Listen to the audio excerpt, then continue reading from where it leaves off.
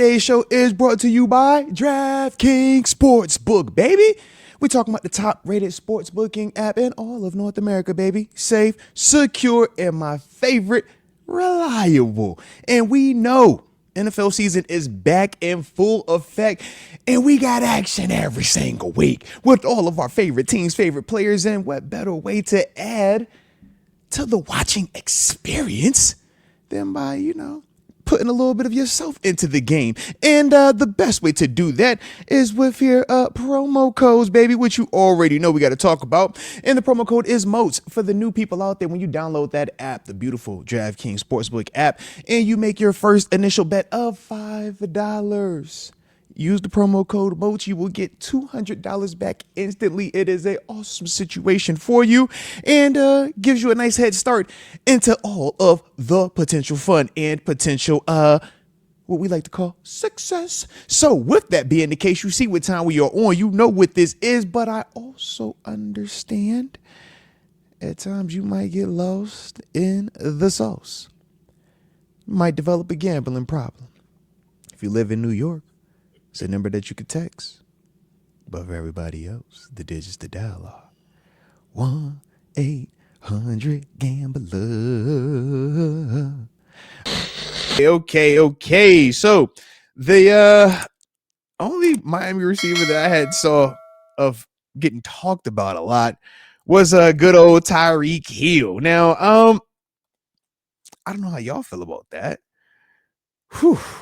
If we're talking Tyreek, just the wide receiver in terms of when he's on the field, dude's electric. His speed, the acceleration, the ability to go up and get it, yards after catch. You can play him inside, outside, front of the formation, back side of the formation. At the wide receiver spot, he can run routes. He pretty much can do anything you want. And he is a nightmare to deal with when you're defending that dude.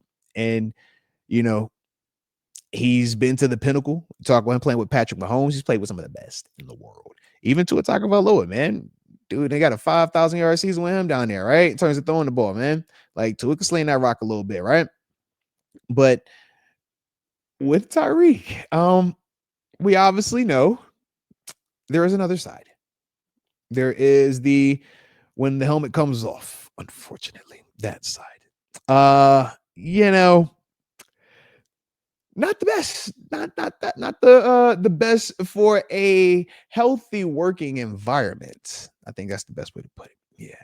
Not the best for youth to be potentially learning behaviors in the professional workplace in terms of how to express oneself when things aren't going the way that they may like.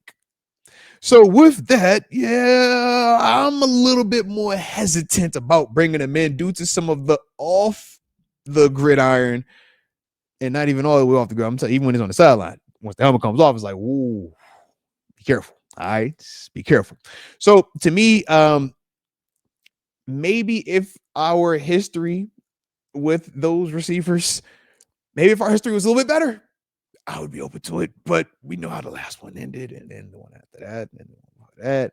We don't have the best history right now with very passionate wide receivers, like to express themselves passionately. We don't got the best track record with them right now. All right. So to me, I say we chill at wide receiver. Okay.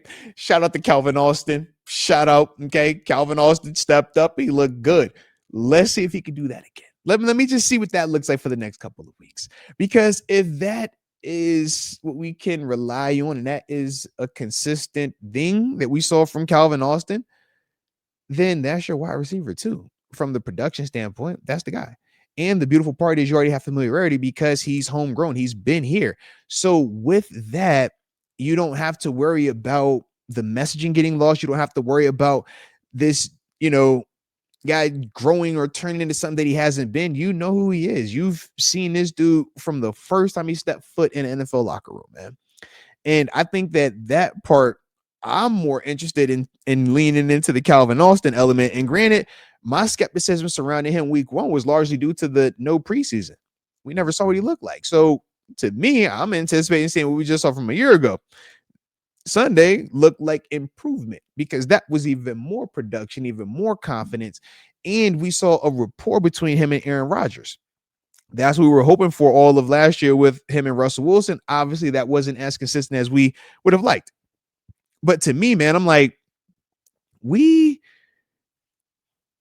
didn't look like we're lacking talent at the wide receiver position. It was just we didn't have the most familiar name, but Ben Skronik gave you a touchdown. Calvin was like we talked about, super productive. DK was productive. It might not always be Ben Skronik, but okay, what about when Roman Wilson steps up? It might not be Calvin Austin. Okay, well, then you got Scotty Miller. And those are the things that I'm looking at, and I'm saying, let's see what that looks like week 2, week 3. Because if that does develop and we turn out that we actually have more of a versatile group instead of just saying, man, we got 2 pieces or one major piece, then that could be the difference. That could work. I don't care how we get the success. I don't care how we're constantly going to score the points. Just do it. That's kind of how I look at it. If it's a famous name that we all know and feel familiar with, great. But if it's a name that we don't know and that dude just pops up on the scene, great too. It doesn't matter how we get it done. Just get it done. The big thing is we got the quarterback. That answer we feel good about as long as he remains healthy. We feel good because you've seen now talent, he still has it, and mentally, he's still extremely sharp. Those are all the things that you need to play this position, man. And he understands how to play within the confines of the offense. All right. Doesn't go rogue, doesn't try to do too much, stays within it. But when it's time to make a play, makes a play. I'm more excited about leaning into that versus bringing in a Tyreek Hill potentially that we know it's extremely high risk, but extremely high reward. We ain't gonna lie to you now, right? Because Tyreek is one of them ones. If he's healthy, he's on, he's motivated, has somebody throwing the ball, that's a top 5 dude. We know that. But you also got to take into account the other stuff that comes with him. And like I said, for me, that's the big reason why I say no right now. Jalen Waddle, maybe that would be very different, but I also think the ask and definitely the ask, I think, would be different because of the age and the fact that he's not necessarily as volatile as, the other one is, but you're also not getting that type of player either. Waddle is nice, but Waddle is nicer due to Tyreek. We get that, man. So I look at that also, man, but I'm cool. I would like to just roll with the game that we got for right now. All right. Until they show me something otherwise that make me feel like, all right, they can't do it. I'm taking it as 1 week at a time, man. And that first week, they did well. Let's see what they look like this week. And then, like I said, after 4 weeks, man, we'll have a nice sample size. We'll be able to look and say, okay, they did well in these 2 weeks versus these matchups. They struggled versus these guys. Okay, well, what was the personnel? All right, cool. If it was matchup related, great. We can live with that. If it's dudes that we don't feel like should be guarding these guys, the same way I talk about Broderick, if guys that I personally don't feel should be beating Broderick or beating him in one-on-one pass rush or whooping him in the run game, that's when you start talking trades, cuts, and those things. But if it's, that guy's legitimately better than him, you can't make grand moves off of that because you will put yourself in a very bad spot because you just, oh man, he got beaten. It's like, nah, man. Information matters when you're talking about that person and when you're talking about that roster element of it. All right. But shout out though to the question, man. Shout out. But yeah, I like it, Farron Bradford. I like it.